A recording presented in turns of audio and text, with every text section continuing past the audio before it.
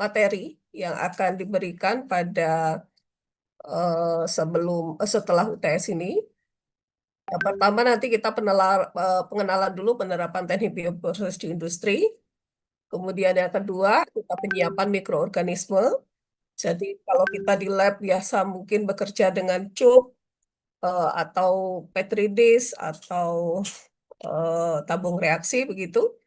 Nah, di industri tidak bisa seperti itu. Jadi sebelum masuk ke bioreaktor bicara skala besar, misalnya eh, kapasitasnya 10.000 liter reaktornya misalnya ya. Nah, nanti ada tekniknya untuk memperbanyak, mempersiapkan. Jadi memang ada unit kalau misalnya kita bekerja di industri yang memakai bioproses, tidak langsung mikroba itu dimasukkan ke dalam bioreaktor, tapi kita harus scale up dulu di dalam apa namanya penyiapan kulturnya. Kemudian yang ketiga, eh, bagaimana mengatur, meningkatkan kinerja mikroorganisme di industri. Kadang-kadang memang bekerja dengan mikroba ini memang harus full hati-hati karena mikroba juga makhluk hidup. Dia punya keinginan, dia punya hobi makanan, dia punya hal-hal yang dia tidak suka gitu ya. Jadi kita harus memahami nanti kalau kita bekerja dengan mikroorganisme, nah bagaimana kita setting proses itu agar si mikroba itu eh, menghasilkan satu produk yang kita inginkan. Jadi kita bisa atur gitu. Aturnya dengan makanannya, aturnya dengan proses yang dia suka gitu ya. Jadi eh, kita siapkan perlengkapannya, misalnya mikrobanya aerob, artinya aerasinya perlu kita setting, nutrisinya dan lain-lain. Kalau di anaerob tidak boleh ada oksigen di situ, kita usir oksigennya. Yang keempat, eh, kita perlu mempersiapkan media fermentasi. Nah, ada mikroba eh, apa namanya? Mikroba itu kerjanya spesifik sebenarnya ya. Jadi kalau mikroba bekerjanya misalnya pH-nya 5,5, dia menghasilkan asam sitrat misalnya. Kita harus pertahankan dia di 5,5. Karena misalnya kalau pH-nya tetap asam, setelah produk terbentuk, pH-nya turun, nanti nggak terbentuk asam sitrat lagi. Dia bisa terbentuk senyawa lain. Nah, jadi kita perlu formulakan gitu ya kondisi operasi dan terutama makannya, termasuk makanannya juga apa kalau kita kasih dia misalnya glukosa dia akan menjadi apa, kita kasih pati dia menjadi apa. Nah, jadi kita setting mikroba itu sesuai keinginan kita, sesuai dengan target dari industri yang mau kita eh, dia menghasilkan apa gitu ya. Nah, nanti kalau kalian bekerja dengan apa namanya bioreaktor bisa mempersiapkan nutrisi apa. Yang kelima, kita nanti mengenal bagaimana cara sterilisasi di industri karena kapasitas besar. Nanti eh, biasanya jarang yang batch dia apa namanya sterilisasi in situ. Bagaimana mengaturnya sterilisasi itu. Kemudian yang keenam, kita mengenal ya bioreaktor di industri fermentasi itu bagaimana ada sensor-sensornya, ada hal yang perlu disetting. Terus yang ketujuh, kita mengendalikan proses pada bioreaktor. Bagaimana kita mengendalikan, jadi proses bioreaktor itu sama seperti reaktor biasa, biasanya dikendalikan dengan DCS, kita perlu mengontrol bahkan lebih banyak ya, dibanding dengan proses reaksi biasa gitu ya. Karena berurusan dengan makhluk hidup tadi. Kemudian yang kedelapan, proses pengolahan produk setelah fermentasi. Jadi setelah fermentasi, produk terbentuk, biasanya dia encer hasilnya gitu ya. Nah, kita perlu pekatkan, bagaimana handlingnya, kemudian sampai kita mendapatkan konsentrasi yang kita inginkan, mungkin siap jual gitu ya. Kemudian yang ketujuh, penerapan imobilisasi sel. Jadi sel dari mikroba itu kadang-kadang kalau kita biarkan dia tumbuh aja seperti biasa, tidak optimal. Nah, ada teknik imobilisasi. Biasanya kita kasih dia rumah, Kita siapkan rumahnya, ada mikroba itu yang suka melayang, ada yang dia sukanya di atas gitu ya. Ada jadi macam-macam gitu ya. Jadi kita eh, siapkan bagaimana mikroba itu selnya itu kita imobilisasi sehingga kualitas dari produk fermentasi itu jadi bagus. Yang ke-10, aplikasi teknik bioproses dalam industri. Mungkin kalau kalian tahu ya di industri itu kan banyak ya, apa yang kalian kenal mungkin Yakul gitu ya. Yakul itu produk industri fermentasi, kemudian bioetanol misalnya. Kemudian ada lagi banyak sekali di industri-industri farmasi ya. Kita bikin orang bikin penisilin, antibiotik banyak ya dari mikroba, dari jamur dan lain-lain. Nah, mereka itu men-setting ya si mikroba itu memproduksi produk yang mereka inginkan. Nah, ini kira-kira pengenalan dari materi kita. Kemudian kita kontrak perkuliahan, kehadiran 100% saya tambahin nilainya 10%. Tugas 20%. Nah, tugas ini hmm, jadi kuliah kita mungkin kebanyakan eh, online barangkali ya. Mungkin ada beberapa kali kita offline. Saya minta kalian sudah saya tuliskan di grup. Setiap saya menjelaskan, silahkan dicatat, disimak. Kalau ada yang mau ditanyakan, langsung raise hand atau langsung ngomong, boleh. Diskusi bentuknya. Saya minta difotokan gitu ya, hasil menyimak itu. Karena kalau dulu saya kuliah, kalau saya tidak menyimak dosennya kuliah, saya nggak ngerti gitu. Jadi saya biasa membuat catatan, eh, kemudian yang penting-penting saya ingat. Nah, kemudian di kuliah ini, tiap 1 minggu sebelum perkuliahan, saya minta kalian apa namanya eh mencatat ya dari tadi ya yang sudah dicatat, kemudian diketik dalam bentuk Word. Nah, harapan saya dari situ kalian sudah bisa mengulang dan cukup paham untuk menceritakan apa namanya apa yang sudah dipaparkan dalam perkuliahan ini. Nah, summary itu saya eh, hargai dengan nilai tugas. Jadi perkuliahan ini sebenarnya nggak susah, gampang-gampang aja gitu ya. Tapi harus memahami prosesnya. Jadi kalau nanti menceritakan kembali pada saat ujian, kalian bisa. Berikutnya nanti ada kuis, 30% kuis ya, disiapkan. Kemudian nanti nilai UAS. Jadi nilai saya dengan Bu Dena itu bagi dua. Jadi sebelum UAS dan setelah UAS, nanti komposisi dari nilai saya adalah seperti ini. Oke, sampai sini ada yang mau ditanyakan kira-kira?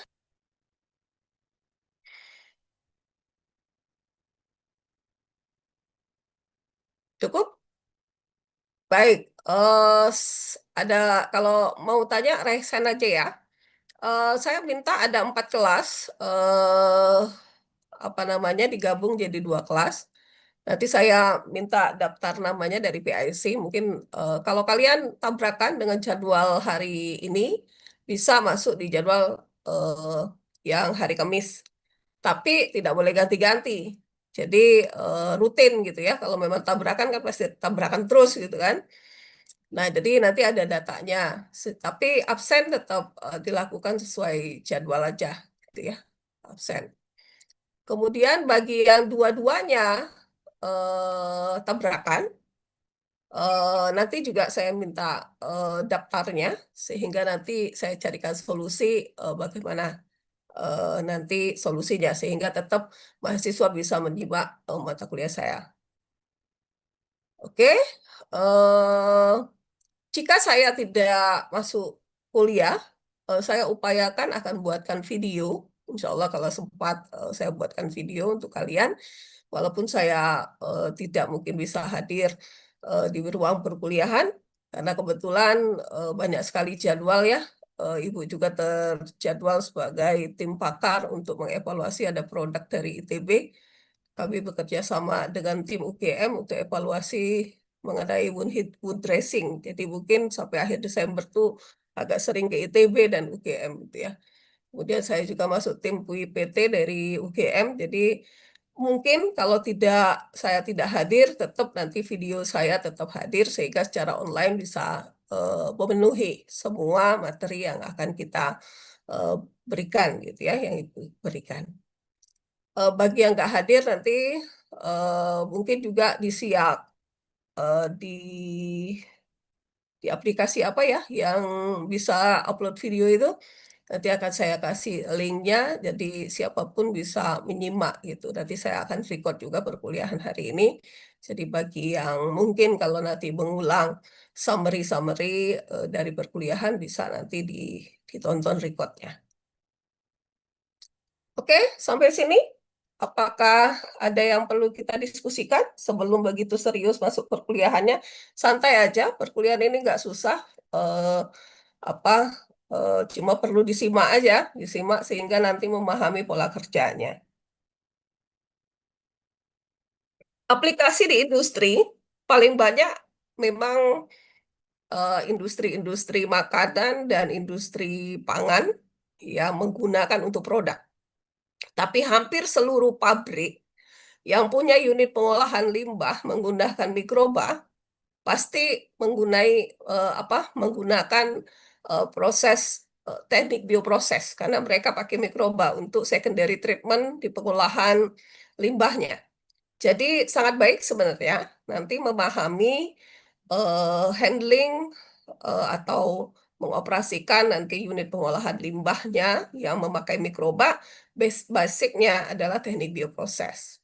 Jadi sebenarnya di kurikulum kita itu memang terbalik gitu ya. Saya udah berkali-kali dengan ngomong dengan tim jurusan, harusnya teknik bioproses dulu, baru pengolahan limbah. Tapi pengolahan limbahnya dimasukkan di semester ganjil gitu ya. Teknik bioprosesnya dimasukkan di semester genap. Terbalik ya. Semester genap di tahun kemarin, kemudian semester ganjil.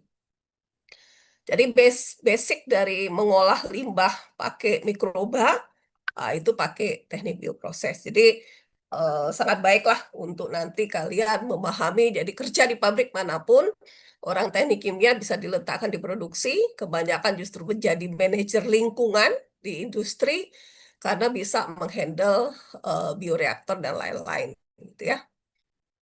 Oke, ada lagi yang mau didiskusikan? Silahkan. Di IC barangkali ada yang mau ditanyakan sebelum kita masuk perkuliahannya. Ini kenapa ya RPS-nya kok belum divalidasi ya? Ini saya lihat RPS-nya kok belum divalidasi. Atau saya belum finalisasi. Oh iya, sebentar. Oh iya, ini divalidasi. Saya absen dulu ya. Hari ini tadi ada yang WA sakit ya. Sakit apa tuh? Nggak masuk siapa ya? PIC mungkin? Biar saya tulis sakit.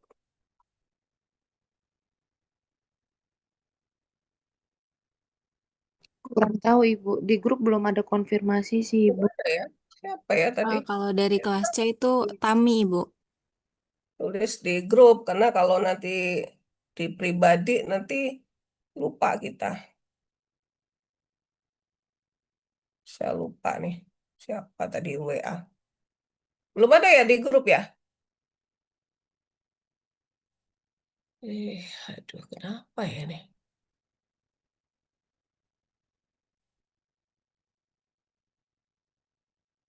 Belum masuk.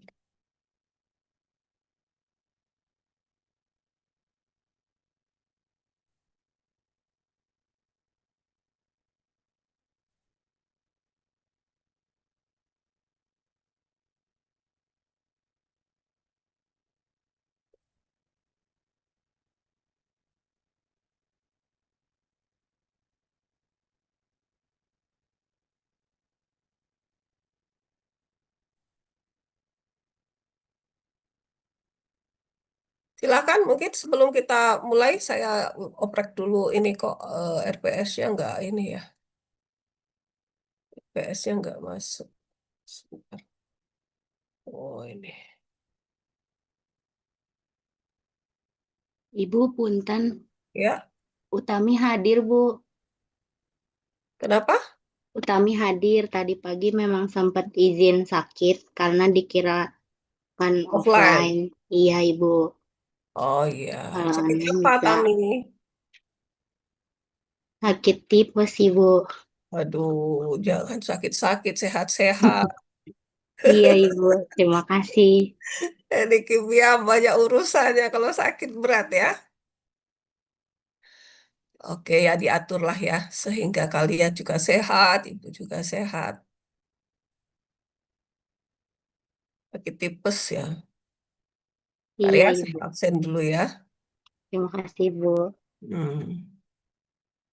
Ya, kalau sakit, nggak apa sih dikirim aja di grup gitu ya. Jadi pada saat hadir apa absen gini kita bisa.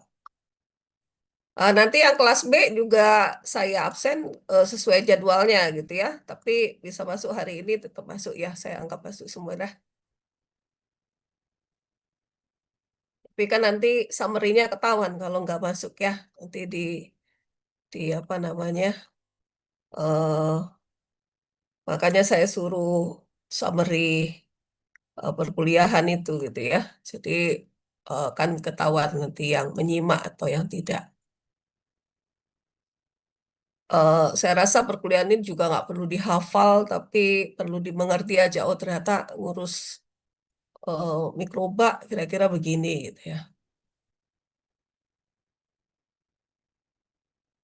Oke, saya sudah absen. Silahkan gimana caranya?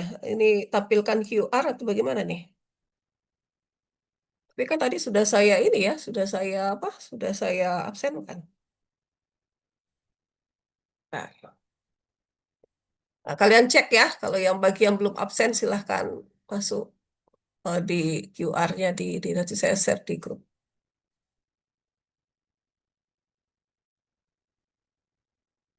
Hmm.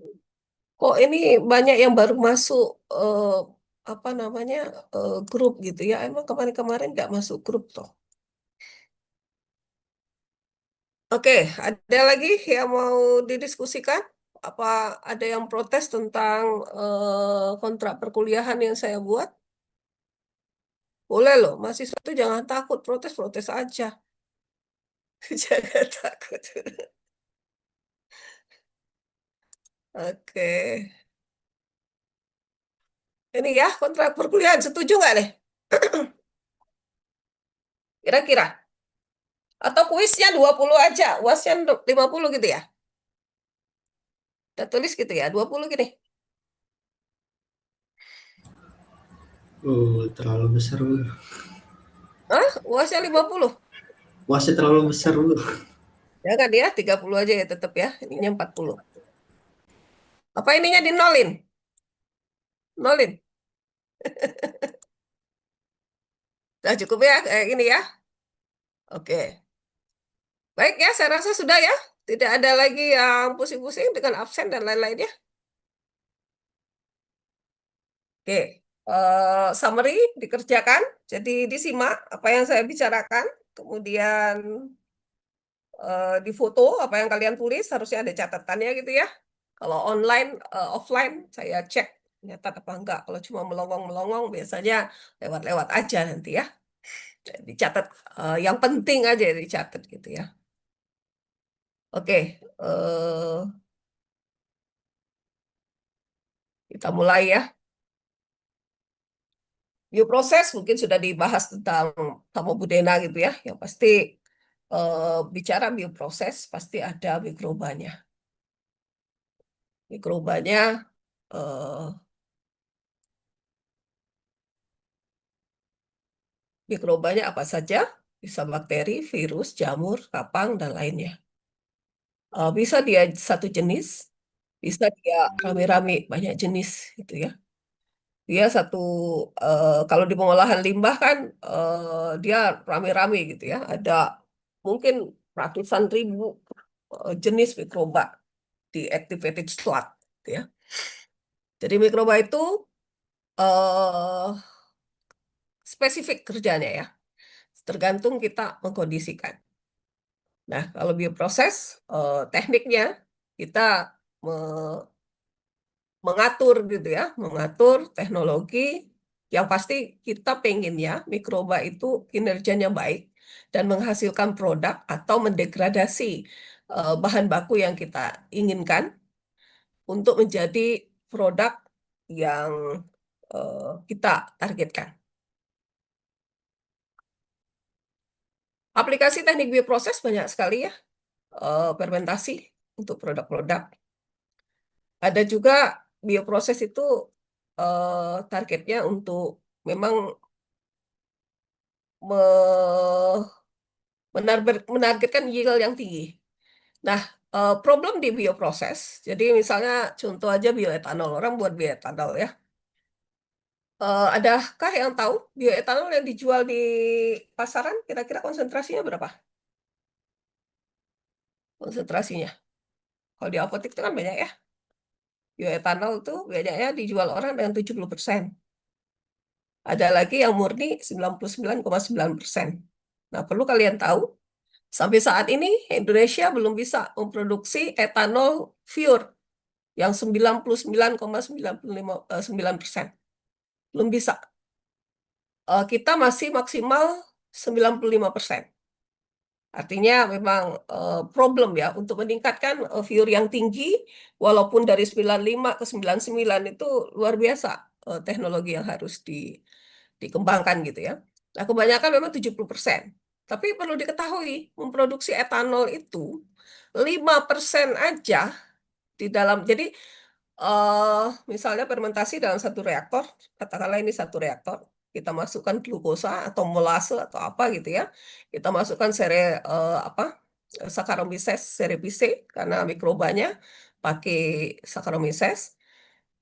Nah, di dalam reaktor ini, ketika terbentuk etanol,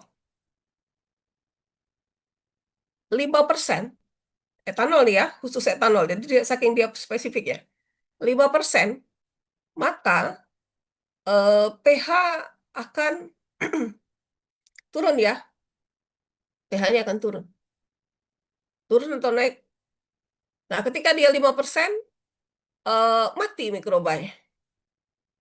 Ya, mati mikrobanya. Artinya, orang teknik kimia harus men-setting ya. Kalau mati terus mikrobanya kan repot gitu ya. Nah, artinya tidak boleh kondisi operasi di dalam bioreaktor ini, jika sudah sampai hampir 5%, maka produknya harus keluar gitu ya.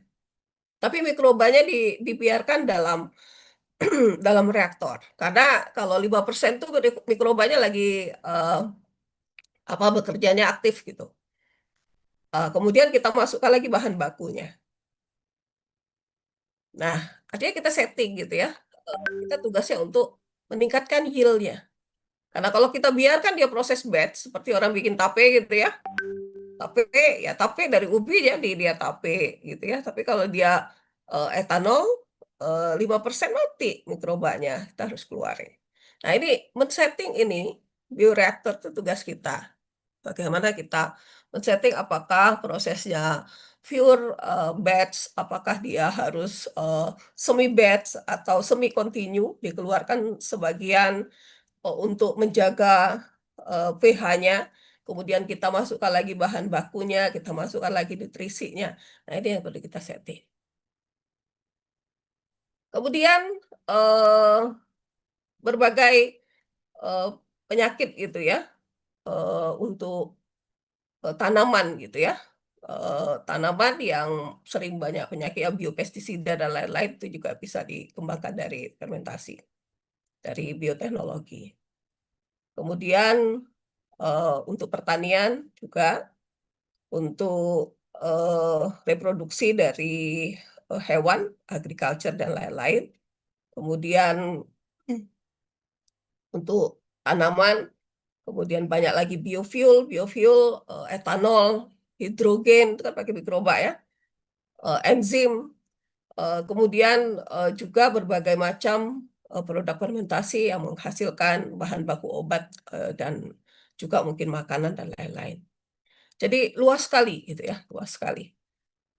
Kadang-kadang orang teknik kimia menyepelekan gitu ya, menyepelekan, alah bioproses apa sih? Saya pernah dengar satu pakar lah teknik kimia. Sesuatu proses pakai bioproses nggak akan bisa scale up katanya gitu ya. Ya mungkin karena belum memahamin saja barangkali. Sebenarnya dari apapun di dunia ini bisa dihasilkan dari bioproses. Cuma tinggal kita mengendalikan, men-setting kondisinya dan lain-lain. Jadi sebenarnya mikroba itu dari yang kita buat dalam satu gelas, mungkin dalam 500 mili, kita bisa scale up dia menjadi ratusan ton dengan kondisi yang sama. Nah, memang di Indonesia masih agak belum begitu berkembang. Beberapa produk, bicara produk di bidang pangan, sekalian dia menggunakan teknik bioproses. Keju yang kalian makan itu kan pakai bioproses ya. Kecap gitu, itu pakai bioproses. Yogurt, nata de coco, nata de pina, natto, jamur yang badannya dimakan, jamur merang yang putih, atau jamur lingzi untuk obat dan lain-lain, kefir, kombucha, dan lain-lain. Banyak ya contohnya. Kemudian non pangan, orang bikin vaksin, bioetanol, obat-obatan, antibiotik, biodiesel kalau pakai alga, atau misalnya membuat eh, klorofil dari alga untuk makanan gitu ya. Eh, Biohidrogen, bioenzim, kosmetik dan lain-lain juga sudah menggunakan eh, teknik bioproses. Aplikasi teknik bioproses banyak sekali. Contohnya saja misalnya dari jamur. Jamur itu bisa membuat pigmen, membuat minuman, membuat makanan, buat roti, buat macam-macam. Segala macam dari bioproses bisa kita buat. Kalau tahu cara menghandlingnya. Beberapa aplikasi tahun kemarin ada, beberapa tahun yang lalu tuh ada, sebelum teknik bioproses itu ada mata kuliah. Namanya mikrobiologi industri. Mikrobiologi pangan ada, mikrobioindustri ada. Entah kenapa, mungkin mata kuliah itu kemudian dihilangkan. Saya juga nggak tahu. Kalau zaman saya kuliah S1, mata kuliah itu ada, bahkan ada labnya gitu ya. Tapi untuk memperdalam mungkin hasanah pengetahuan tentang mikrobiologi, kakak kelasmu sudah buat beberapa produk berbasis mikrobiologi. Nah, bisa kalian cek aja di YouTube ya. Eh, Kira-kira macam-macam bikin ya, bikin Yakult lah, bikin ini, bikin natto, bikin kombucha dan lain-lain. Nah, itu untuk hasanah saja. Aplikasi teknik bioproses di berbagai bidang industri yang banyak dikembangkan teman-teman mikrobiologi itu eh, merekayasa ya. Mereka memproduksi rekombinan DNA dari produk enzim, vaksin, hormon pertumbuhan, antibiotik, dan interferon. Secara molekuler, ini didalami oleh teman-teman dari mikrobiologi atau teman-teman dari bioteknologi gitu ya. Tetapi banyak irisannya juga dengan teknik kimia, biasanya untuk operasional reaktornya, mereka tetap menggunakan orang teknik kimia. Jadi untuk skala kecil mungkin mereka bisa, tapi untuk scale up hanya orang teknik kimia yang bisa memproduksi itu gitu ya. Kemudian biomasa. Nah, ini juga ada protein sel tunggal, mikroprotein, alkohol dan berbagai macam biofuel. Ini juga apa namanya? eh, memakai ya, memanfaatkan aplikasi bioteknologi. Kultur sel tanaman juga gitu ya. Jadi ada misalnya industri-industri yang menghasilkan ekstrak atau mengambil metabolit sekunder dari satu tanaman. Kemudian dia merekayasa eh, sel, kemudian tumbuhlah tanaman. Nah, tanaman itu diperbanyak oleh orang pertanian Tapi yang memproses, ekstraksi dan lain-lainnya tetap orang teknik kimia. Nah, jadi kita sebenarnya ilmunya cukup banyak diperlukan di berbagai bidang industri. Maka mungkin kakak kelas kalian tuh sudah banyak ya macam-macam, tidak hanya di industri petrokimia, mereka juga banyak ada di industri kosmetik, di industri eh, apa namanya pangan, industri obat-obatan, farmasi dan lain-lain. Kalau biofuel saat ini memang produksi hidrogen mulai dari cracking yang biasa digunakan di industri petrokimia pakai nafta, tetapi dengan men-setting mikroba untuk menghasilkan biofuel, mulai dari elektrokimia dan lain-lain, sudah bisa banyak diproduksi. Etanol apalagi, etanol jarang sekali, ya paling banyak mungkin hasil fermentasi ya. Kemudian ada juga butanol, ada lagi memproduksi gas metan, eh, biogas dari berbagai macam, termasuk misalnya memanfaatkan unit pengolahan limbah untuk yang proses anaerobnya menghasilkan gas metan. Nah, gas metannya itu kemudian apa namanya dimanfaatkan untuk memanaskan boiler. Jadi kalau dulu kadang-kadang proses fermentasi di dalam satu unit pengolahan limbah biasanya hanya dibuang saja. Sekarang dioptimalkan orang. Contohnya di industri pulp and paper, Indah Kiat ya. Setahu saya sudah close system anaerob dari lignin, pengolahan limbah lignin atau black liquor di industri pulp and paper sudah digunakan untuk memproduksi gas metan. Kemudian digunakan sebagai bahan bakar internal untuk pemanasan boiler. Kemudian industri enzim, nah enzim juga banyak ya, enzim misalnya enzim untuk memproduksi berbagai macam obat gitu ya. Kemudian bisa juga termasuk di dalam industri pangan juga enzim itu dipakai misalnya orang memproduksi enzim untuk melembutkan daging gitu ya atau membuat daging ada ya daging sintetis yang dibuat tapi bukan sintetis lah namanya mungkin tapi bukan dari bahan daging tapi bentuknya seperti daging.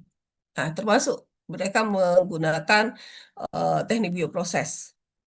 Ada juga digunakan enzim khusus untuk biosensor atau terapi pada eh, pengobatan kanker.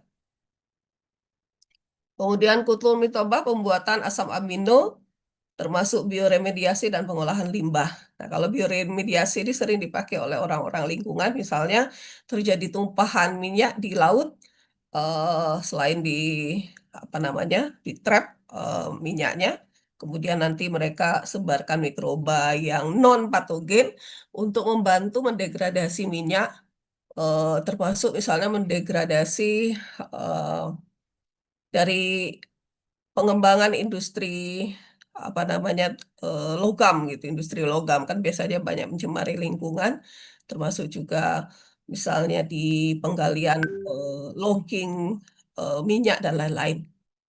Nah, ini banyak dipakai. Ruang lingkup teknik bioproses. Jadi kalau kita bongkar ilmunya, teknik bioproses itu luas sekali ya. Karena dia menyangkut saintis dari si mikrobanya sendiri itu bukan bagian kita, itu bagian orang mikrobiologi. Kemudian mungkin mencari mikrobiologi mikrobiologi yang optimal untuk memproduksi apa itu juga bagian orang bioteknologi. Nah, sekarang kita mau meletakkan orang teknik kimia adanya di mana gitu ya, di dalam proses yang menyangkut eh, mikrobiologi. Bicara industri, lingkup teknologi bioproses, ada upstream dan downstream. Upstream proses meliputi eh, optimasi fermentasi, optimasi pertumbuhan mikroorganisme, persiapan kultur dan medium. Yang kedua, desain bioreaktor atau fermentor. Yang ketiga, optimasi sistem kontrol. Kemudian ada downstreamnya meliputi eh, proses setelah fermentasi. Ada isolasi produk, ekstraksi produk, purifikasi produk. Nah, kita posisinya di situ. Jadi kebanyakan kita eh, pada ini fermentor dalam skala industri, misalnya dia punya 100 ribu liter gitu ya, bioreaktornya besar gitu. Kita nggak bisa memasukkan mikroba yang cuma 1 cup gitu ya, mati mikrobanya kalau begitu. Nah, sebelum masuk ke sini, kita harus siapkan dulu stok kulturnya. Jadi mikroba murni biasanya itu kan diambil dari induknya mikroba, kemudian kita perbanyak gitu ya, kita perbanyak. Bisa pakai metode gores kalau bakteri atau jamur di dalam agar-agar miring atau agar-agar plate di petri dish. Kemudian nanti diambil, dimasukkan di dalam bioreaktor mungkin 1 liter gitu. Dari 1 liter bisa lompat ke 100 liter dengan persentase 10% mikroba dibanding dengan, jadi dari 1 liter bisa ke 10, 10 bisa ke 100, 100 bisa ke 1000. Jadi ada teknik scale up dari stok kultur. Nah, itu tetap biasanya di apa di handling sama orang teknik kimia dengan orang mikrobiologi. Kemudian disiapkan dari sini, kemudian masuklah bioreaktor. Nah, handling di sini ini 100% orang kita, orang teknik kimia yang pakai karena menyangkut ini ya, eh, kontrol, kemudian mengatur apa yang terjadi di sini. Nah, ini bagian kita. Kemudian kita eh, ada lagi ya pada saat produksi, biasanya kemudian kita handling purifikasi. Mikroba itu kan macam-macam ya. Mikroba itu ada yang dia ekstraseluler, jadi produknya itu di luar. Jadi kalau etanol begitu, etanol, kalau profesor saya dulu bilangnya etanol itu pipisnya Saccharomyces. Ya, Saccharomyces piscis keluarlah etanol gitu. Tapi dia keluar dari tubuhnya gitu ya.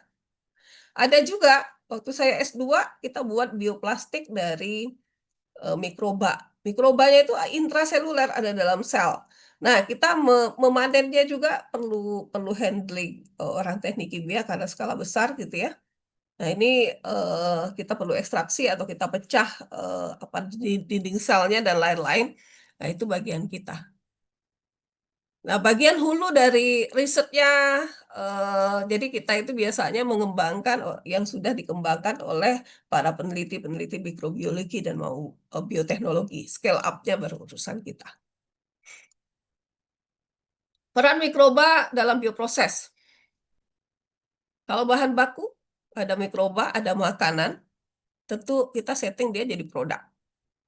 Kalau dia nggak jadi produk, jadi sampah dia ya, bisa bahaya. Artinya mikroba memegang peranan penting karena dialah yang mengubah, ya. Bisa gagal, bisa tidak. Kita harus setting mikroba itu kerja dengan baik, terus yield-nya banyak. Yield-nya banyak, kemudian mikrobanya tetap baik-baik saja dan hidup, gitu ya. Nah, mikroba itu punya jalur-jalur kehidupan masing-masing. Ada mikroba yang jalur metabolisme beberapa mikroba dalam menghasilkan produk itu dimulai dari glukosa. Ada juga yang bukan, gitu ya. Nah, kalau yang digambarkan ini produk-produk yang base-nya glukosa. Jadi glukosa dia punya metabolisme, ada jalur pirupat itu. Kalau dari glukosa apa eh, difermentasi, jalur pirupatnya bisa membentuk butanol, bisa membentuk butandiol, bisa membentuk etanol. bisa metabolisme asam laktat, bisa juga ada propionat dan asam asetat maupun etil asetat dan lain-lain. Nah, ini eh, mungkin kita tidak perlu terlalu detail. Biasanya kalau kita sudah lupa bahwa ini mikrobanya hasilnya begini, tolong diproduksi dia menjadi eh, produk khusus gitu ya. Nah, kita lebih kepada operasionalnya. Optimasi kinerja bioreaktor di dalam mikroba. Kalau kita perkecil bioreaktor di dalam industri, kira-kira seperti ini. Kebanyakan bioreaktor itu bekerjanya ada yang solid state, ada yang liquid state gitu ya. Tapi kebanyakan yang bekerja liquid state karena scale up-nya. Kalau yang solid state kayak apa Bu Eka gitu ya. Solid state itu kayak orang bikin tempe gitu ya. Nah, agak susah di scale up untuk menjadi reaktor yang besar. Jadi biasanya memang, nah kalau kita lihat, jadi ini ada bioreaktor. Reaksi eh, di dalam bioreaktor itu reaksi eksotermis, artinya dia menghasilkan panas ya, menghasilkan panas, naik suhunya. Tapi ada dan kebanyakan mikroba-mikroba tertentu, dia itu nggak sanggup kalau panasnya naik banyak gitu ya. Misalnya dia toleransinya hanya 5 derajat atau 10 derajat gitu. Tentu harus kita manage gitu ya. Kalau kita bicara bioreaktor kan gitu, kalau reaksi eksotermis mau reaksi biasa, kita harus siapin apa? Kita harus siapin jaket. Nah, kita harus mengatur ketika suhunya itu lebih dari yang dia handling, yang dia bisa toleransi, misalnya kenaikan 10 derajat, kita setting si apa air pendingin harus jalan di sini. Kalau kita bekerja dengan mikroba yang bukan termopil, biasanya dia bekerja antara 25 derajat sampai 30 derajat. Itu nggak masalah dengan suhu gitu ya. Tetapi ada juga mikroba yang dia bekerjanya itu misalnya menghasilkan produk khusus. Kalau misalnya dia suhunya 70 gitu ya. Nah, kalau begitu kita harus setting eh, bioreaktor ini dengan suhu 70. Nah, terus jangan lupa kita ini bekerja dengan bioreaktor kan harus disterilisasi gitu ya. Sterilisasi harus clean gitu ya, harus steril. Sehingga mikroba yang kita setting tidak ditumbuhin atau dikontaminasi dengan yang lain. Nah, biasanya sebelum proses bioproses ini, tapi lebih detail nanti kita bicara yang di sterilisasi gitu ya. Ada pengaturan di dalam bioreaktor ini. Pertama kali misalnya kita harus sterilisasi, masuk dulu steam di dalam bioreaktornya untuk mematikan mikroba di sini pada proses eh, sterilisasi. Kemudian didinginkan, gitu ya. Didinginkan bisa menghembuskan udara dingin yang steril juga, atau misalnya ditunggu beberapa saat, gitu ya. Ketika sudah dingin, baru nanti aliran nutrisi masuk, gitu ya. Aliran nutrisi masuk. Setelah aliran nutrisi masuk, baru kita inokulasi. Aliran dari kulturnya masuk atau mikrobanya masuk. Kemudian kita harus setting suhunya tadi. Kalau dia termopil, artinya di suhunya ya. Termopil itu artinya memang dia operasinya itu di atas suhu normal. Sama seperti kita setting bioreaktor. Setting reaktor gitu ya. Kalau suhunya misalnya 100 kan kita harus alirkan steam. Di jacket juga ya steam. Tapi kalau di sini bisa pakai coil, bisa pakai kalau coil kan di sini ya. Saya rasa kalian juga sudah belajar untuk pemanasan. Nah, kalau reaksi eksotermis tetap harus ada aliran jaket pendingin. Kemudian kita akan kontrol apa? pH. Mikroba itu sangat rentan terhadap pH. Jadi kalau bekerja dengan mikroba, yang perlu dipikirkan adalah Dia ini misalnya kalian suatu saat bekerja di suatu perusahaan, oke disuruh handling lah, misalnya eh, proses di bioreaktor. Tanya dulu pH-nya itu berapa gitu. pH ini harus dipantau. Kalau pH-nya turun atau pH-nya naik, nanti yang terbentuk bukan lagi produk yang kita inginkan. Jadi dia sangat rentan terhadap pH. Kemudian nutrisi. Nutrisi itu ada makronutrien, ada mikronutrien, ada trace elemen, gitu ya. Mungkin sudah dibahas sama Bu Dena. Kalau makronutrien, ini tergantung dari apa misalnya dia glukosa kah atau pati kah atau apa gitu ya yang paling besar eh, makanannya gitu yang di ini kan masuk. Kemudian setelah itu biasa masuk masuk lagi mikronutrien. Mikronutrien ya kadang-kadang mikroba itu ada malnutrisi. Jadi selain dia butuh eh, glukosa atau pati atau eh, sebagai makronutrien gitu ya. Mikronutriennya itu misalnya ekstrak eh, mal ekstrak itu ekstrak daging atau lain-lain gitu ya. Ada lagi trace elemen. Trace elemen itu logam-logaman biasanya, tapi dengan kadar sedikit. Misalnya juga fosfat atau amonium gitu ya, NH3. Nah, itu dia butuh gitu. Tadi disetting. Jadi kalau mengenai bioreaktor harus tahu dulu makanannya apa yang dia suka gitu ya. Kemudian cek oksigen kalau dia bioreaktor aerob. Dia butuh oksigen nggak? Kalau dia nggak butuh oksigen, ya alirkan nitrogen untuk mengusir oksigen. Nah, kemudian ada lagi antifobbing. Jadi bioreaktor itu kan mikroba ini kan bernapas, dia tumbuh gitu ya. Semakin banyak dia tumbuh, biasa terbentuk gelembung-gelembung kayak sabun gitu ya.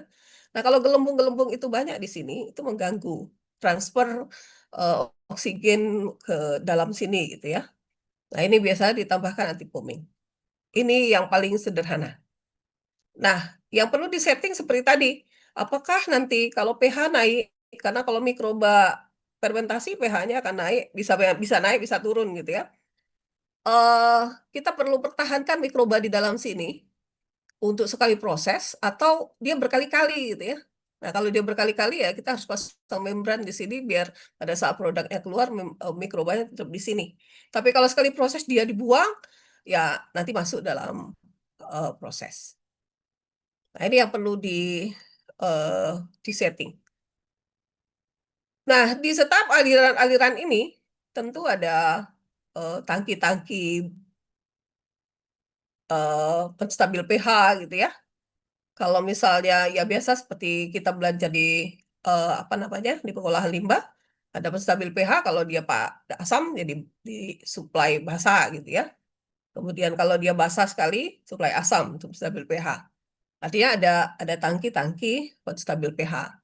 Kemudian ada tangki-tangki nutrisi. Semua ter, terintegrasi dengan pompa untuk mengalirkan secara otomatis ke dalam sini. Nah, kalau kita gambarin, saya harapin kalian sudah bisa punya gambaran kalau bekerja dengan mikroba itu apa yang perlu disetting, gitu ya. Nah, yang berikutnya,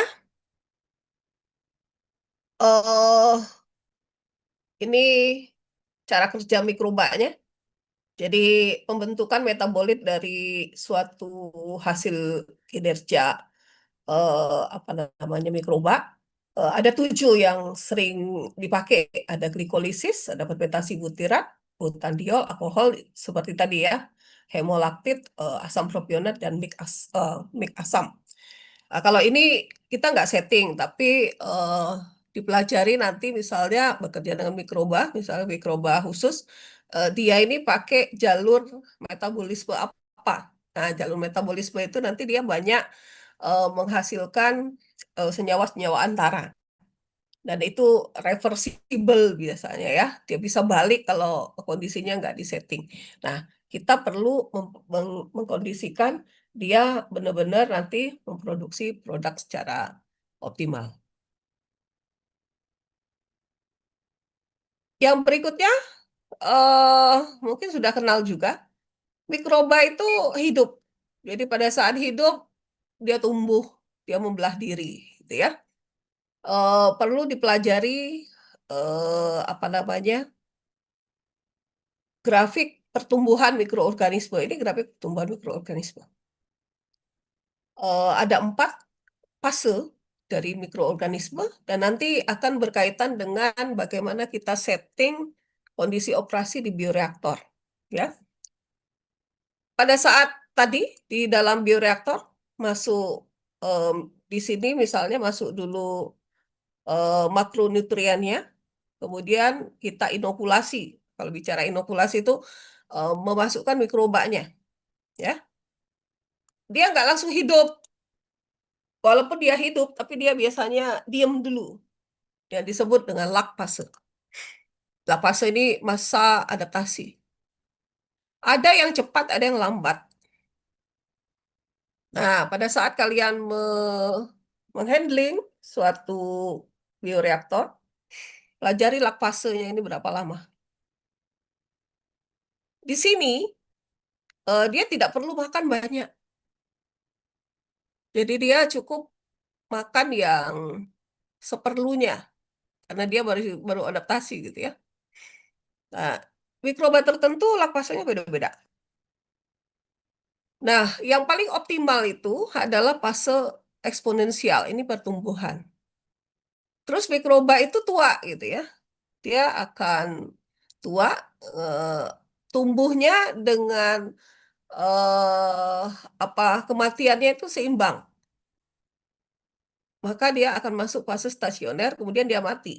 Nah, kalau dia mati di dalam bioreaktor itu biasanya berat berat bobot si mikroba itu lebih besar, masanya lebih besar sehingga dia turun ke bawah.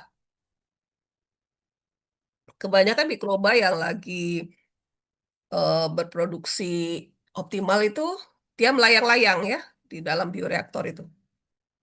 Nah, apa yang perlu kita setting? Kita kan kalau misalnya mikroba itu kita kan pengen dia memproduksi terus gitu ya. Kita pengen dia muda terus. Kita pengen dia optimal terus gitu ya. Sampai kadar dari produk yang kita inginkan gitu ya. Eh, nah, kita bekerja optimalnya di area sini. Kalau saya tulis, sebentar saya tulis saja ya. Nih, kita bekerjanya di area sini. Dan ini perlu dipelajari berapa waktunya gitu ya. Kalau ini kan time ya waktunya. Nah, kalau kita fermentasi sesuatu, kita harus tahu dulu nih waktunya berapa. Kalau etanol tuh 30 apa 32 jam. 72 jam, 3 hari. 72 jam maka produknya harus dikeluarin seperti yang saya bilang tadi ya. Nah, kalau kita men-setting dia itu eksponen terus gitu ya. Eksponen, jangan sampai nunggu mati gitu ya. Kalau nunggu mati kan ngapain kita nunggu mikrobanya mati? Kita pengen dia produksi terus. Nah, biasanya di sini ya tadi produknya kita keluarin, kita masukin bahan baku baru, mikroba ini yang tua mungkin ke bawah kita keluarin, yang muda terus membelah diri di dalam bioreaktor tadi. Nah, kita kita eh, harus setting ini sehingga nanti produksi dari mikrobanya itu terus ada di sini, dia naik sini, kita setting lagi sehingga dia berproduksi terus. Nah, ini akan berpengaruh dengan cara kita menghandling bioreaktor. Gitu ya. Jadi kalau udah kebayang nggak kira-kira ya? Kita maunya optimal terus kan, kita orang teknik kimia ya, harus optimal, optimal, optimal gitu ya. Kita kalau ngabisin ini, ngabisin waktu kan 5 hari nih. Kita nggak akan bekerja di sini. Ya nggak apa-apa, kalau mikrobanya mati kan dia di bawah, tinggal kita keluarin jadi selat-selatnya, kemudian kita keringkan, kita matikan mikrobanya gitu ya. Tetapi di dalam bioreaktor kita terus men-setting ini. Nah, tugas kita bagaimana settingnya itu bisa memproduksi bioreaktor secara terus-menerus.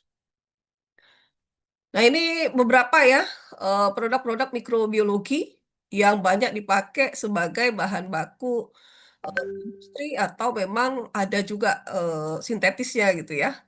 Tapi bisa diproduksi juga.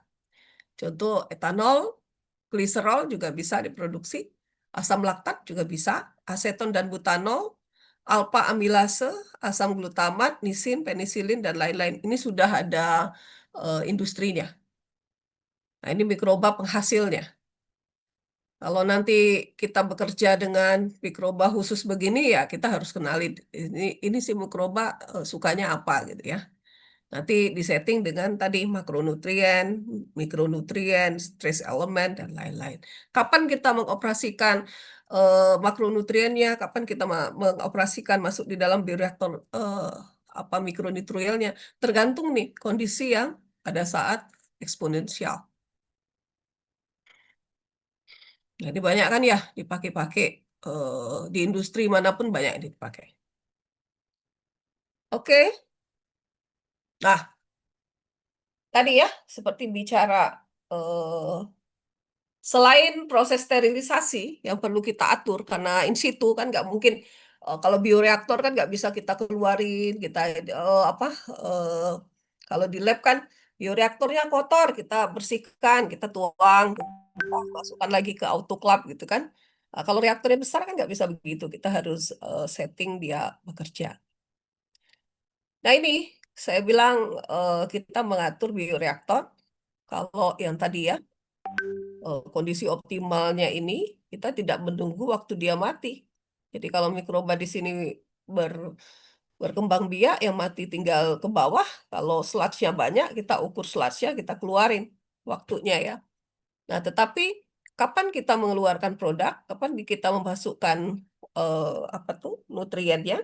Nah, ini kita setting. Sekarang tuh dikenal dengan, kalau dulu kan orang, oh fermentasi itu proses batch. Enggak juga. Sekarang tuh orang banyak mengembangkan pet batch, semi continue, semi batch gitu ya.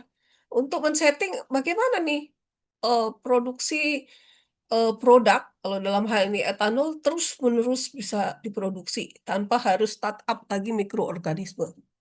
Jadi kalau Saccharomyces yang sudah eh, kultur optimal dimasukkan ke sini, kan dia membelah-belah diri gitu ya.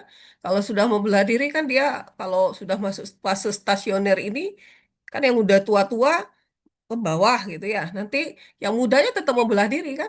Nah, yang mudanya itu kan nggak boleh kita buang. Kalau kita berpikir dia proses batch, kita buang ya buang semua nih mikrobanya. Nanti kita harus menumbuhkan lagi di dalam sini kan repot ya. Nah, di sini biasa kita pasang membran nih untuk mikroba yang ini, tapi kalau yang tua nanti dia ke bawah kita pasang aliran untuk keluar. Nah, ini eh rekayasa-rekayasa seperti ini nanti sangat dibutuhkan. Misalnya kalau kalian jadi manajer pengolahan limbah, nanti diatur. Kebanyakan penanggung jawab pengolahan limbah kadang-kadang nggak ngerti. Mikroba dari tahun ke tahun begitu aja dikerjain. Akhirnya nanti unit pengolahan limbah yang pakai bioprosesnya nggak optimal. Tapi kalau dipegang sama orang teknik kimia, kita bisa mengoptimalkan proses ini. Kita bisa, misalnya mikroba itu gampang, mungkin karena apa eh strainnya sudah tua, jadi ada juga semakin eh, mikroba yang sudah terus-menerus dipakai, dia menjadi lambat gitu ya. Nah, itu nanti perlu kita imobilisasi sehingga nanti kita tumbuhnya cepat. Jadi intinya kita mengoptimalkan proses ini. Nah, bagaimana pengaturan ini? Nah, itu yang kita atur. Produk fermentasi. Terdapat 5 kelompok utama produk fermentasi dalam komersial. Yang pertama adalah produksi sel mikroba. Jadi industri-industri yang memang sel mikrobanya yang menjadi produk gitu ya. Contoh lah ya jamur merang, itu kan sel mikrobanya, sel jamurnya. Ada juga yang enzim mikroba. Nah, mungkin Bu Dena juga sudah membahas ya, apa itu enzim gitu. Eh, misalnya orang memproduksi enzim selulase untuk mendegradasi selulosa. Kan banyak ya digunakan orang selulosa didegradasi terus dia sesuai apa yang dia mau buat gitu ya. Enzim selulase atau enzim itu diproduksi ketika mikroba dihadapkan pada makanan yang nggak bisa dia langsung makan atau yang nggak bisa larut dalam air yang dia bisa serap gitu ya. Dia akan menghasilkan enzim dulu. Enzim itu senyawa kimia yang bisa bereaksi gitu ya. Biasanya digunakan untuk memotong-motong dari apa namanya si makanannya tadi gitu ya. Ini enzim ini. Jadi kalau selulosa kan eh, rantai panjang tuh selulosa. Nah, lihat nanti rantainya ya. Si mikroba itu tidak bisa kan yang bisa dia makan salah satunya ya untuk yang metabolit yang melalui glukosa ya. Dia hanya bisa memakan misalnya glukosa rantai pendek yang larut dalam air. Dia langsung bisa serap dalam. Jadi kan mikroba juga juga nggak punya mulut ya. Mikroba itu bekerjanya dengan sel dinding selnya. Jadi eh, glukosa tadi masuk eh, masuk melalui dinding sel, membran sel dalam tubuhnya, kemudian dia olah gitu kan. Nah, kalau enzim ini sebelum dia memakan mikroba sebelum dia memakan makanan yang rantai panjang, si mikroba ini dikasih kehebatan ya sama Allah kalau menurut saya juga ya. Dia bisa memproduksi enzim tuh ya, enzim. Enzim itu secara ekstraseluler. Jadi dia bisa keluar memang ya. Kemudian dia bisa bereaksi. Kalau di dalam eh, reaksi kunci enzim ya, kan ada misalnya kunci, saya rasa sudah dipelajari Bu Dena tuh. Nah, ada reaksi, kemudian ya. Nah, kalau enzim ini kebanyakan misalnya seperti enzim selulase tadi, itu adalah zat kimia yang dihasilkan oleh si mikrobanya pada saat dia dihadapkan dalam makanan yang nggak bisa dia makan, nggak bisa dia langsung masuk di dalam membran sel tubuhnya. Dia akan menghasilkan zat kimia. Nah, zat kimia ini bisa dieksplorasi. Jadi, oke, dia nggak usah makan gitu, tapi dia makan dari bahan yang kita berikan, tapi dia dikasih kondisi bagaimana dia menghasilkan enzim itu lebih banyak. Nah, kita bisa setting tuh kondisi operasi di reaktor. Kemudian produksi metabolit mikroba. Nah, mikroba itu juga eh, biasanya diambilnya itu ya mikroba badannya diperbanyak, dari hasil badannya diperbanyak itu dia diekstraksi. Jadi ekstraksi gitu ya. Menghasilkan senyawa kimia yang berguna untuk kita. Mungkin kebanyakan dipakai di obat-obatan gitu ya. Nah, ada juga produksi rekombinan. Nah, ini rekayasa ya, rekayasa genetis dari si mikroba. Kita menghasilkan mikroba-mikroba yang bisa menjadi mesin memproduksi. Contohnya misalnya begini, orang mau buat eh, antibiotik itu, kemudian diekstrak, diambil sedikit gitu ya. Kemudian dia dititipkan dalam E. coli, eh, mikroba juga gitu. Nah, dengan apa namanya, secara alamiah mungkin si mikroba ini akan memproduksi bahan itu gitu ya. Nah, akhirnya apa? E. coli itu menjadi eh, eh, mesin untuk memproduksi apa yang kita inginkan. Nah, cara ini disebut rekombinan. Banyak sih dikerjain sama orang-orang mikroba ya, orang-orang mikrobiologi. Saya waktu itu bekerja sama dengan teman-teman. Jadi ada mikroba itu diisolasi dari laut dalam gitu ya, dicobakan. Rupanya dia bisa mendegradasi protein gitu ya, protein. Jadi kalau misalnya aplikasinya luka diabetes itu kan agak serem ya, bisa membunuh juga karena infeksinya ya. Nah, eh, sisa-sisa dari luka itu rupanya jaringan kulit kita ya kebanyakan jadinya protein ya. Nah, dia bisa degradasi protein jadi mempercepat eh, apa namanya eh, mempercepat penyembuhan luka gitu. Nah, itu dia produksi kan dikit ya mikrobanya itu dikit, kemudian nanti dia dititipkan di dalam eh, E. coli, E. coli nanti memproduksi mikroba yang pasif dalam memproduksi senyawa atau enzim yang tadi itu, yang menghasilkan degradasi protein. Itu bisa juga.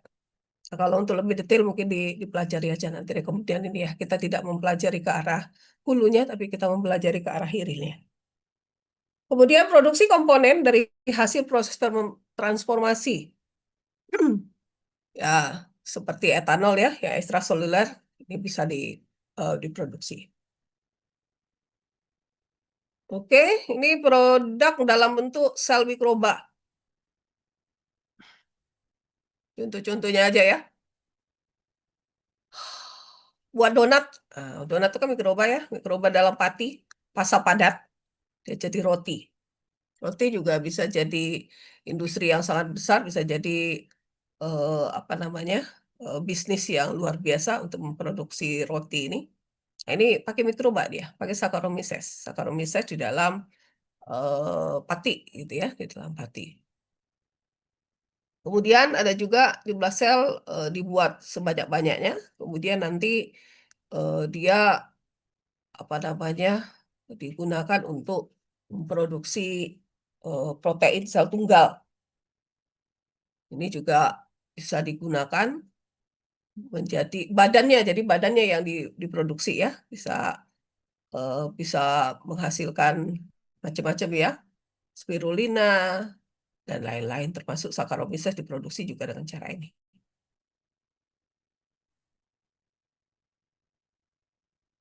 Ini enzim, beberapa enzim dapat diproduksi dari mikroba hewan maupun tumbuhan, sel mikroba, kemudian nanti dia dipacu memproduksi enzim. Ini enzim amilase, protease. Kalau amilase untuk mendegradasi amilum. Kemudian protease untuk mendegradasi protein. Sumbernya bisa dari amilase dari jamur, protease dari jamur maupun bakteri. Nah, ini juga enzim amilase diproduksi dari sumbernya itu pakai jamur, pangjai, kemudian coklat atau kokoa.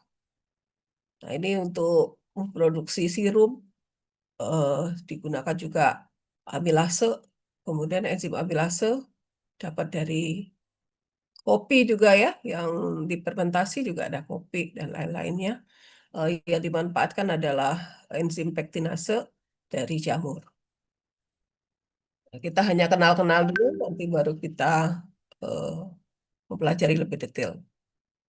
Nah, ini juga ada permen, memanfaatkan juga amilase, amiloglikosade, glukose, dan isomerisasi. Nah, ini dari mikroba. Didapatnya itu dari mikroba. Kemudian mentega seperti bluebird barangkali ya, dan lain-lain. Nah, itu dari hasil protease.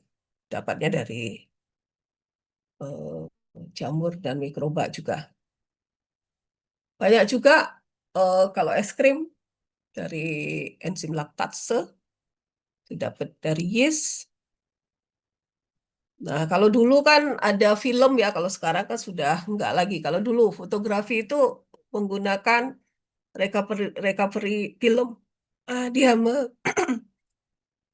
menggunakan protease. Jadi mendegradasi kontaminan di dalam fotografi itu ya. Kalau dulu kan ada klise namanya. Nah, klise itu pakai ini. Kalau sekarang udah nggak ada lagi karena kita sudah pakai Android ya. Hidrolisa protein, ini penerapannya di industri manufaktur, protease juga, termasuk juga misalnya industri kulit gitu ya. Industri kulit itu juga biar penyamakan kulit bisa pakai mikroba, eh, enzim gitu ya, protease. Minuman ringan juga ada glukooksidase, tekstil, eh, menggunakan amilase, kemudian sayuran, amilase, dan macam-macam ya. Kulit tadi nih, protease. Protease sekarang digunakan juga di industri farmasi ya. Yang saya bilang tadi, untuk menutup luka diperlukan enzim protease. Untuk mengempukan daging dalam industri restoran yang kalau daging yang mahal kan di restoran eh, apa namanya grill itu kenapa misalnya daging di restoran biasa kok keras tapi di restoran yang mahal mungkin agak empuk dipotong sedikit. Termasuk juga mereka menggunakan enzim protease dan daging.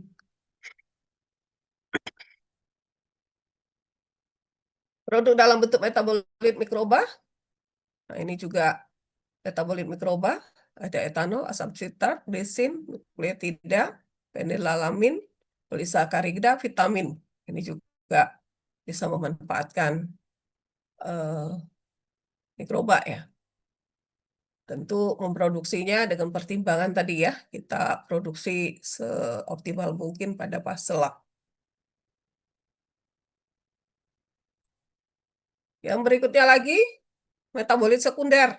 Jadi mikroba kemudian diekstrak, diambil bahan bisa produknya, antibiotik, bisa jadi ekstrak dari badannya si mikroba jadi pigmen, jadi toksin, feromon, dan lain-lain. Nah, ini juga diekstrak atau metabolit sekunder yang dihasilkan oleh mikroba.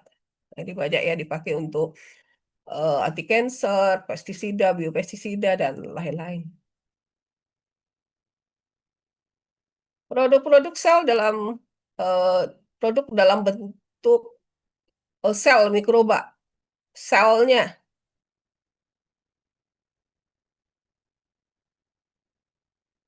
Nah, ini tadi ya, yang sama dengan rekombinan tadi ya, dititipkan dalam sel, sel itu jadi mesin, eh, bisa memproduksi bioreaktor, kemudian nanti menghasilkan beberapa produk. Contohnya ini, interferon, insulin. Nah, insulin juga banyak dipakai oleh orang yang kena diabetes ya. Human serum, albumin, eh, macam-macam. Termasuk dengan pemicu pemicu apa namanya eh, mempercepat recovery kulit gitu ya, epidermal. Ini transformasi bahan-bahan yang kita produksi dengan ya kebanyakan mungkin dari eh, apa namanya fermentasi bahan-bahan buah sayur gitu ya, termasuk membentuk produk-produk minuman. Nah, kalau wine jangan diminum lah ya, selain mahal nanti mabuk gitu ya. Vinegar, asam sitrat, etanol, dan lain-lain. Nah, kalau ibu punya paten nih citric acid dari limbah tapioka. Nah, ini juga kita setting bioreaktornya untuk menghasilkan asam sitrat yang cukup besar rendemennya. Nah, kalau kita gambarin bioreaktor,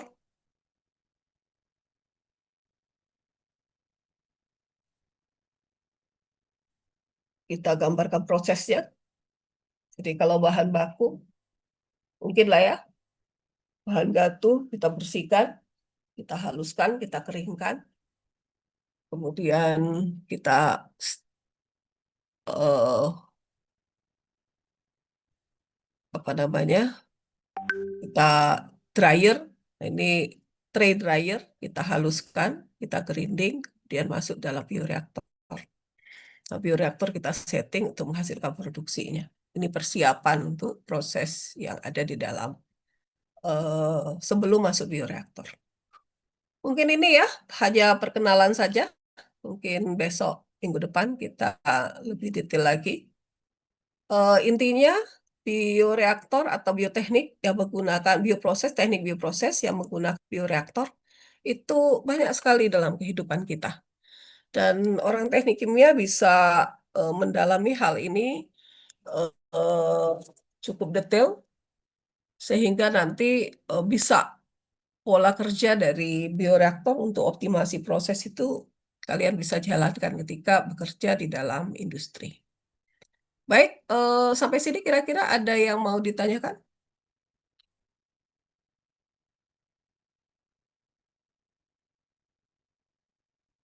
Silakan. Atau cukup dimengerti? Baru pemanasan.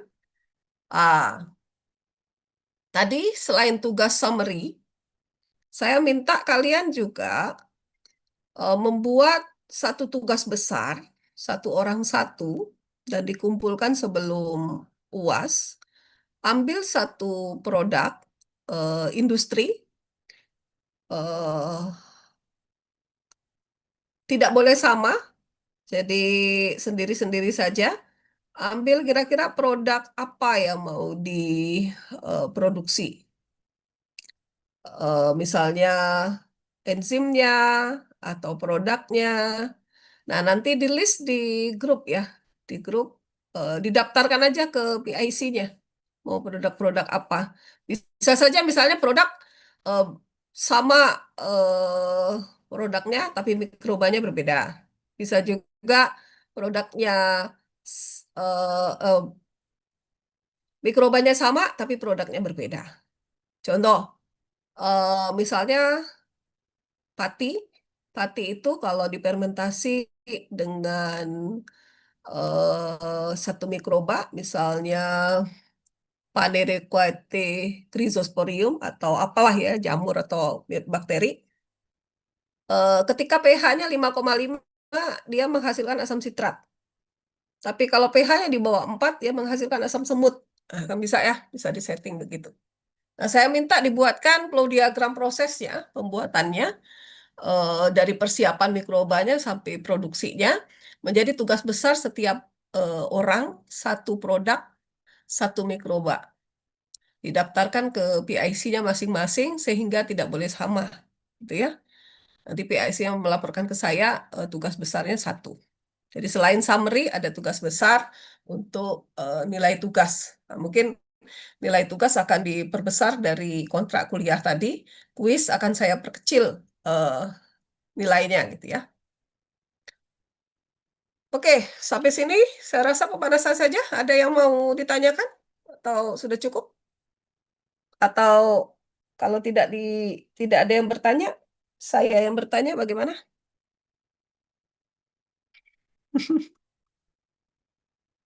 Oke, open kamera, kita diskusi dulu.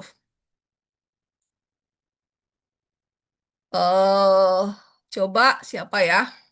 Saya acak aja. Siti Rizky Fauzia. Coba kamu ceritakan apa yang industri apa yang kamu kenal yang menggunakan eh, mikroba.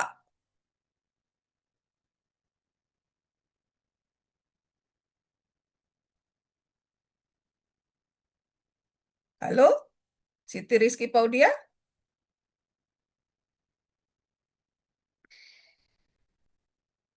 Waduh, on mic-nya nggak bisa. Oke, saya ganti. Mic-nya segera diperbaiki ya, Fauzia. Coba di open kamera nih. Kenapa nih? Nggak pada open kamera nih.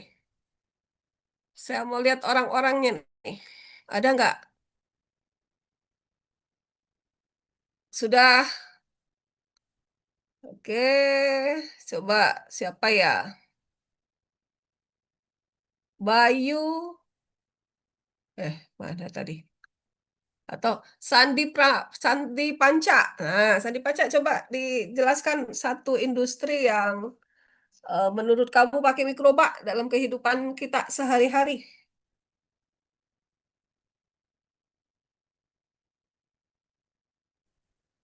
Ya Bu, izin memperkenalkan diri lagi Bu, nama saya Sandi Panca. Buat industri itu, kalau industri pangan atau minuman boleh nggak Bu? Boleh. Oke. Apa yang kamu tahu? Eh, yang saya tahu aja ya Bu ya, yang saya tahu industri yang pakai mikroba itu industri produk minuman kayak Yakult Bu.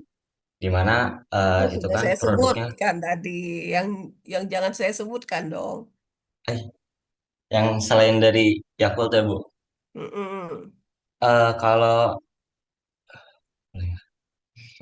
Nestle Bu, Nestle kan itu Nestle, juga Nestle itu pro- apa ya dia produknya? produknya itu ada yogurt, dia juga ada memproduksi kayak keju sama yang biasa kita kenal tuh susu fermentasi Bu. Nah, yang saya tahu dia tuh mikroba yang dia pakai tuh saya juga sempat baca-baca mikrobanya tuh Lactobacillus bulgaricus Bu.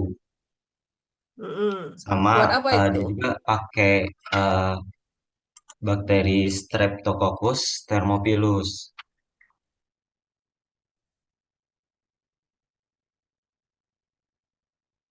Mm-mm. Dia mau produksi apa?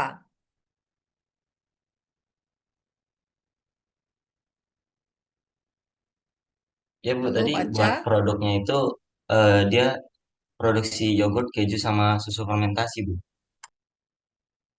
Mm-mm. Ya satu-satu dong. Misalnya buat keju, mikrobanya apa? Thermophilus tadi. Terus kira-kira bagaimana prosesnya?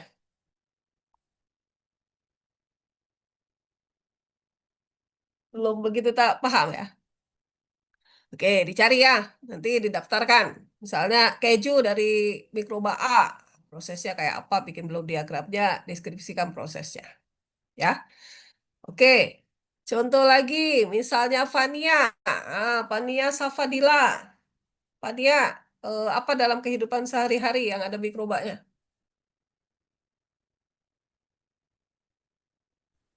Biasanya tuh kan ada produk kayak produksi kombucha gitu ya, Prof. Kayak teh fermentasi yang asam itu. Vania, Ya, Prof. Apakah suara? suaranya kecil banget. Iya, sepertinya Silahkan. laptopnya sedang bermasalah, Prof.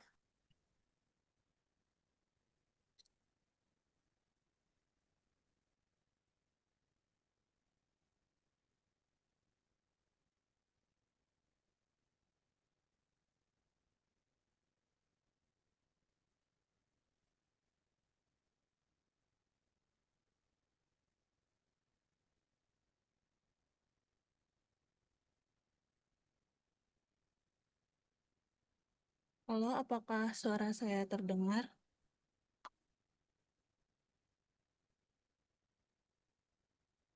Mohon maaf, Fania, suaranya kecil.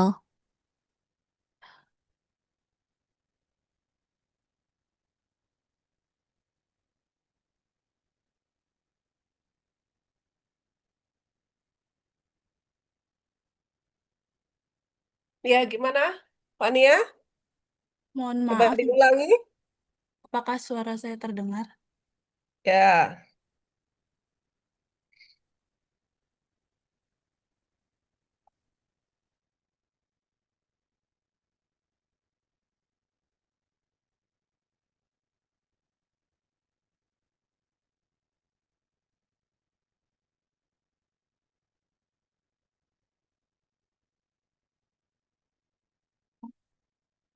Biasanya tuh diproduksi di industri kayak gimana prosesnya? Kalian kebanyakan mungkin akan menemui nanti cara pembuatannya. Nah, sekarang cara pembuatannya kita eh, deskripsikan dengan flow diagram proses. Jadi misalnya dia difermentasi bioreaktor. Bioreaktor yang bentuknya apa? Misalnya solid state fermentasi gitu ya. Jamur gitu kayak ditumbuhkan dan segala macam. Nah, kalian kombinasi. Kalian kan sudah semester berapa nih? Semester 5 apa semester 7 saat ini? Semester 5, Prof. Semester 5 ya. Semester 5 harusnya kan sudah belajar lah, sudah belajar eh apa namanya macam-macam ya, di reaktor dan lain-lain kan sudah ya proses itu. Nah, dideskripsikan, dibuat flow diagram dari proses pembuatannya. Karena kebanyakan kalau cari di apa di literatur pasti proses pembuatan kecap misalnya ya, kalian akan ketemu tuh, ada mikrobanya settingnya misalnya suhunya berapa. Nah nanti sebelum handling bahan baku, kemudian eh, apa namanya fermentasinya, sampai nanti produknya itu seperti apa, apakah produknya itu masih encer, kita perlu evaluasi dan lain-lain. Nah, nanti akan dapat flow diagram prosesnya. Nah, termasuk nanti bagaimana eh, mengatur apa yang terjadi di reaktor ya. Eh, nanti itu menjadi tugas besar satu orang satu. Silakan didaftarkan dengan PIC-nya untuk nanti mendaftarkan misalnya mau bikin kecap, mau bikin keju, mau bikin apa gitu ya. Yang penting ada mikrobanya, tetapi dibahasnya secara engineering, secara teknik kimia. Ada peralatan-peralatannya sesuai yang kita pelajari di teknik kimia. Ya, oke, ini ada chat.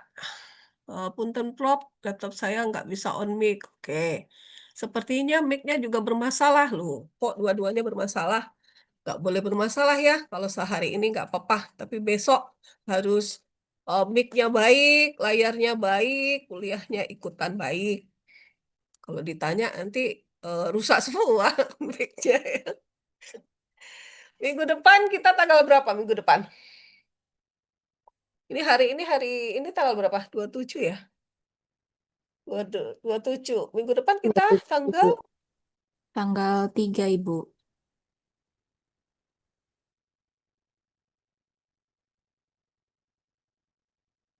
tanggal 3 ya. Nah, tanggal 3 dan 4 itu saya terjadwal di ITB ya. Saya masuk dalam tim pakar untuk evaluasi produk wound dressing dari tim dosen di ITB. Nah, jadi mungkin minggu depan saya nggak bisa masuk, tapi mungkin sebelum itu nanti saya akan buatkan videonya dan akan saya tayangkan pada hari Senin itu. Kita tetap absen seperti biasa, kuliah seperti biasa, hanya saja waktu itu saya lagi mengevaluasi eh, tim dari ITB gitu ya. Nah, kalian tetap ikut kuliah untuk perkuliahan yang hari Senin minggu depan. Baik, mungkin hari ini sudah punya gambaran apa yang akan kita pelajari di dalam teknik bioproses. Dipersiapkan ya tadi materi-materinya juga saya sudah berikan, tinggal dikembangkan lagi. Kemudian saya harap banyak diskusi gitu ya, karena mata kuliah ini memang perlu apa pengembangan pengetahuan untuk bagaimana cara handling atau men-setting apapun itu yang menggunakan mikroba dan menghasilkan produk, tetapi skala industri. Baik, ada lagi yang mau ditanyakan atau cukup? Saya cukupkan mungkin perkuliahan kita hari ini. Mohon maaf jika ada salah kata. Eh, Semoga minggu depan, walaupun saya nggak hadir, nanti akan ada video yang bisa kalian eh, simak untuk perkuliahan minggu depan. Semoga apa yang saya berikan hari ini dapat bermanfaat buat kalian. Terima kasih. Wassalamualaikum warahmatullahi wabarakatuh. Waalaikumsalam. Waalaikumsalam warahmatullahi wabarakatuh. Terima kasih, Prof. Oke, Waalaikumsalam. Terima ya, kasih, Prof. jangan lupa ya apa yang tadi sudah dicatat, difoto, dikirimkan ke PIC-nya segera mungkin karena 1,5 jam setelah perkuliahan ini PIC akan mengumpulkan. Jadi kalian 1 jam waktunya untuk mengumpulkan ke PIC ya. Terima kasih. Selamat siang. Terima kasih, Prof. Terima kasih, Prof. Bersama.